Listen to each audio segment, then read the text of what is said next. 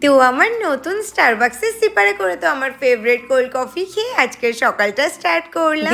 আজকে তো অনেকদিন পর একটু ইচ্ছা হয়েছে চুলে ভালো করে অয়েল অ্যাপ্লাই করে একটা প্রপার চাম্পি করা। এন্ড আমি তো আজকে এই চাম্পি হেয়ার অয়েলটা ইউজ করেছি। তারপর আমার বেডসাইড টেবিলটা একটু ক্লিন করছিলাম, আর গৌরব আমার বার্থডের সময় যে ড্রাইড ফ্লাওয়ারের বুকেটা দিয়েছিল সেটা তো বেডসাইড টেবিলের উপরেই রাখা ছিল। তো সেটার থেকেই ফ্লাওয়ার গুলো বার করে আজকে তো ভাসের মধ্যে রেখে দিলাম। আমার বাচ্চুর জন্য ওর বার্থডে পারপাস তো আরো দুটো জিনিস অর্ডার করা ছিল, বাট সেগুলো আর কালকে আসেনি, আজকে এসেছে। আর আরেকজন তো জানি না কিভাবে বুঝে যায় যে প্যাকেটের মধ্যে ওর জন্যই জিনিস আছে। তো ওর জন্য অর্ডার করা ছিল একটা খেলনা আর এই কিউট চার্ম দেওয়া কলারটা, যেটা পরে তো ওকে ভীষণ কিউট লাগছিল।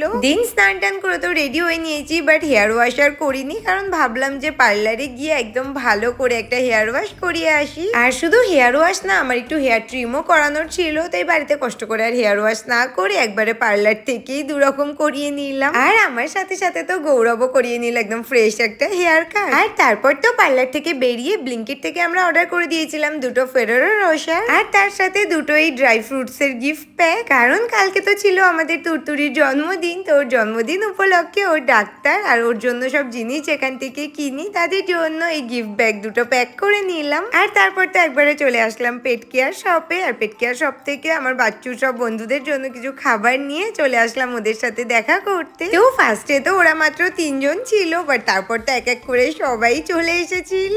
তো চলো টাটা।